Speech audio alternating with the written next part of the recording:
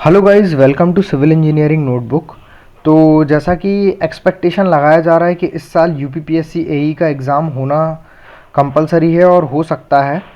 तो देखिए गाइस, बहुत से लोग ये भी बोल रहे हैं कि इसका सिलेबस चेंज होगा, प्री और मेंस होगा। वो सब बात ठीक है, लेकिन मैं फिर से जो पुरानी बातें हैं और जो कहते हैं कि जो धूल साफ़ करना किताबों के ऊपर से, तो वो मैं आपकी धूल साफ़ करवाना चाहता हूँ कि अभी जो आगे फर्दर आने वाला है उसका तो हमें पता नहीं, लेकिन एक बारी हमको ये फिर से पता होना चाहिए कि जो पहले इसका नोटिफिकेशन आया था तब इसका पैटर्न किस तरीके से था। तो ये वही है, इसका पुराना नोटिफिकेशन में खोल के बैठा हुआ हूँ अभी, जो पहले आया था नोटिस यूपी एई का। तो उसके अकॉर्डिंग मैं आपको एक बारी फिर से सिलेबस बताना चाहता हूँ इसका। तो किस तरीके से इसका एग्ज़ाम हुआ था। ये 2 स्टेज में इसका पेपर होता है, जो कि आप लोगों को पता ही होगा, और सेम डे में एग्ज़ाम होता है। और उसके बाद में दूसरा स्टेज से मेरा मतलब है इंटरव्यू। पहला स्टेज आपका ओटी एग्ज़ाम हुआ था और ये काफ़ी सिंपल हो गया था। अभी लोग बोल रहे हैं फिर से इसका मेंस एग्ज़ाम प्री होगा फिर मेंस होगा। अब जो फर्दर जो फ्यूचर में होने वाला उसके बारे में तो हम कुछ कह नहीं सकते, लेकिन जो एट प्रेजेंट हमको पता है उसके बारे में आज हम फिर से डिस्कस करेंगे कि अभी तक क्या पैटर्न चलाता हुआ आया। यूपीपीएससी एई 2 बार एई का एग्ज़ाम करा चुका है ये। और इसमें देखिए होता क्या है, इसमें जो सेम डे में हमारे 2 पेपर होते हैं, पेपर 1 और पेपर 2 होते हैं। मैं उन लोगों के लिए बता रहा हूँ जिनको नहीं पता, और जिनको पता है वो भी देख सकते हैं एक बार फिर से रिवीजन के लिए, कि उन्हें पता होना चाहिए कि एग्ज़ाम में क्या क्या आता है। तो पेपर 1 में आपका हिंदी रहता है और साथ में आपका एक मेन सब्जेक्ट रहता है सिविल का। उसको उसको भी पेपर 1 बोलते हैं। सिविल का पेपर 1 और पेपर 2 रहता है सिविल का, है ना, इस तरीके से। तो ये कन्फ्यूजिंग हो जाएगा, इसलिए मैं ये हटा रहा हूँ। बस आपको पता होना चाहिए कि सेम डे में 2 एग्ज़ाम होते हैं आपके। चलिए, तो कुछ इस तरीके से जो पेपर 1 होगा आपका, उसमें आपका हिंदी आएगा, सिविल आएगा, सिविल के कुछ सब्जेक्ट्स आएंगे सेम डे में। फिर उसके बाद थोड़ा आपका गैप होगा 1-2 घंटे का, उसके बाद फिर दूसरा पेपर होगा, उसमें जीएस आएगा, और फिर सिविल के कुछ रिमेनिंग जो सब्जेक्ट्स रह जाएंगे वो आएंगे। किस तरीके से आते हैं, 25 क्वेश्चन हिंदी के रहेंगे, सिमिलरली 25 क्वेश्चन जीएस के रहेंगे, और टोटल मार्क्स कितने रहेंगे, 75 रहेंगे। यहाँ पर भी 75 रहेंगे, और सिविल के 100 क्वेश्चन आएंगे, जो कि टोटल मार्क्स हो जाएंगे 300, और यहाँ भी सेम वही 300, मतलब 3 नंबर का एक क्वेश्चन रहेगा। इसमें नेगेटिव मार्किंग भी रहती है। टाइमिंग आप देख सकते हो, 2.5 घंटे का आपको टाइम मिलता है, 2.5 आवर, और ये आपका टोटल मार्क्स होते हैं ये। चलिए, अब जल्दी से मैं आपको सिलेबस और बताना चाहूँगा कि अभी तक इसका क्या सिलेबस रहा है। और उससे पहले ये और बता देता हूँ कि इसका इंटरव्यू होता है जब ये आप पेपर 1, मतलब ये आप ओटी जो आप क्वालिफाई कर लेते हो, ऑब्जेक्टिव टाइप क्वेश्चन पेपर, जो सेम एक दिन में होता है, और जो कि आप देख सकते हैं 5 घंटे का होता है ओवरऑल।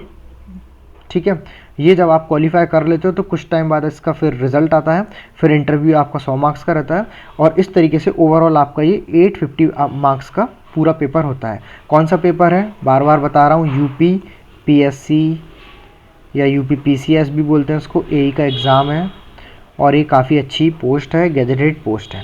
चलिए, आज हम फिर से अपना ध्यान में रखकर चलें कि हमको क्या सिलेबस से एकदम चिपक के रहना जब तक एग्ज़ाम नहीं आता, और या कुछ नया तब तक नोटिफिकेशन नहीं आता, तब तक हमको इसी सिलेबस से चिपक के रहना है।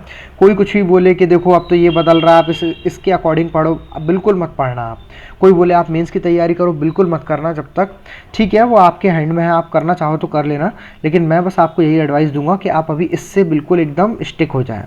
ठीक है, तो पेपर 1 जो है सिविल में, जो पेपर 1 है उसका पार्ट है कुछ इस तरीके से है। इंजीनियरिंग मैकेनिक्स आता है इसमें, स्ट्रेंथ ऑफ मटेरियल आता है, और स्ट्रक्चरल एनालिसिस आता है। ठीक है, तो ये आप देखते जाना, स्ट्रेंथ ऑफ मटेरियल, बिल्कुल इसका तो मैं आपको एक एडवाइस दूंगा, आप इसका प्रिंट निकलवा के रखो, और इनको तो बिल्कुल स्ट्रॉन्ग कर लो। आपका सिलेबस एकदम स्ट्रॉन्ग होना चाहिए। तो स्ट्रेंथ ऑफ मटेरियल है, फिर स्ट्रक्चरल एनालिसिस है, डीप में अभी नहीं जा रहा हूँ, इनके अंडर भी काफ़ी बहुत सारी चीज़ें हैं। फिर पार्ट 2 में आपका ये पार्ट बी आ गया। पार्ट बी में क्या है, देखो इन्होंने यहाँ पर ऊपर जो दिया है ये मैकेनिक्स का सिलेबस है ये वाला। ठीक है, मैकेनिक्स का है, सोम का है, और स्ट्रक्चरल एनालिसिस का है। पार्ट बी में क्या क्या आएगा आपका, ये आएगा डिज़ाइन ऑफ स्ट्रक्चर, मतलब स्टील है, concrete and masonry structure and structural of steel, मतलब स्टील और आरसीसी से रिलेटेड बात किया गया है यहाँ। स्ट्रक्चर ऑफ स्टील अभी उसका डिटेल में सिलेबस दिया है, ये आप आराम से जब आप इसका प्रिंट निकलवा लें तो अच्छे से एक एक पॉइंट, एक एक टॉपिक पढ़ के जाना एग्जाम से पहले। ठीक है, फिर ये आरसीसी का दिया हुआ है पूरा सिलेबस। ठीक है, next one is part C जो आता है आपका, वो आता है आपका बिल्डिंग मटेरियल से, construction technology and planning and management से। इतना एकदम डिटेल में आपको पूरा सिलेबस मेंशन किया है यूपीपीसीएस की साइट पर।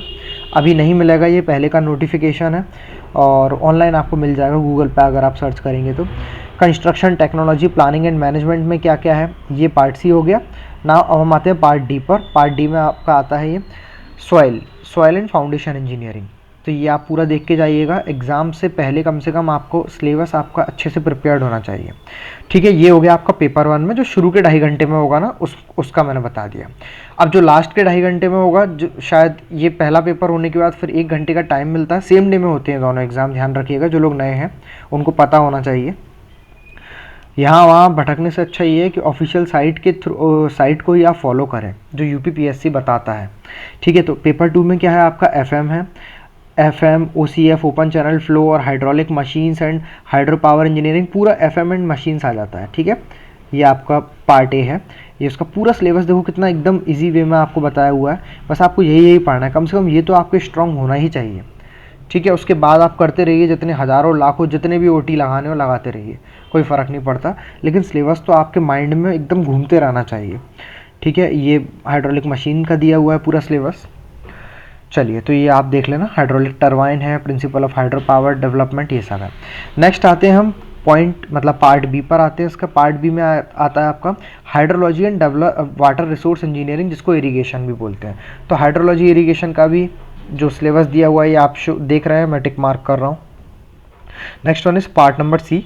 एकदम डिफाइंड सिलेबस दिया गया, आपको कुछ करने की ज़रूरत ही नहीं है, बस देखते जाना है, पढ़ते जाना है और कुछ नहीं करना है। ठीक है, पार्ट सी में आपका आ जाता है ट्रांसपोर्टेशन इंजीनियरिंग। तो उसमें हाईवे है, रेलवे है, एयरपोर्ट है, इन सब के बारे में पढ़ के जाना है। Next one is part D. ये है हमारा एनवायरमेंटल इंजीनियरिंग। एनवायरमेंटल में अपना वाटर सप्लाई है, फिर water collection and treatment, waste water characterization, next one is waste water treatment and then solid waste management and last one is environmental pollution.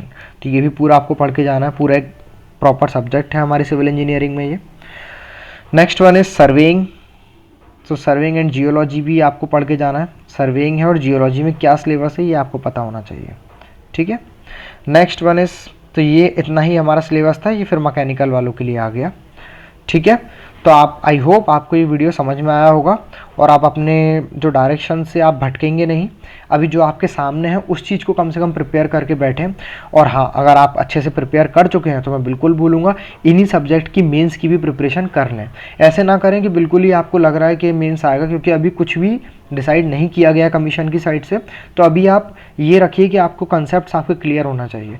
Obvious सी बात है, अगर आपके कंसेप्ट क्लियर हैं तो आपको मेंस में भी कोई दिक्कत नहीं आने वाली।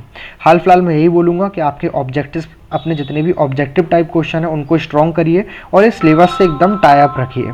ठीक है, तो बस आई होप ये वीडियो आपको अच्छा लगा होगा। Thank you and have a wonderful day guys.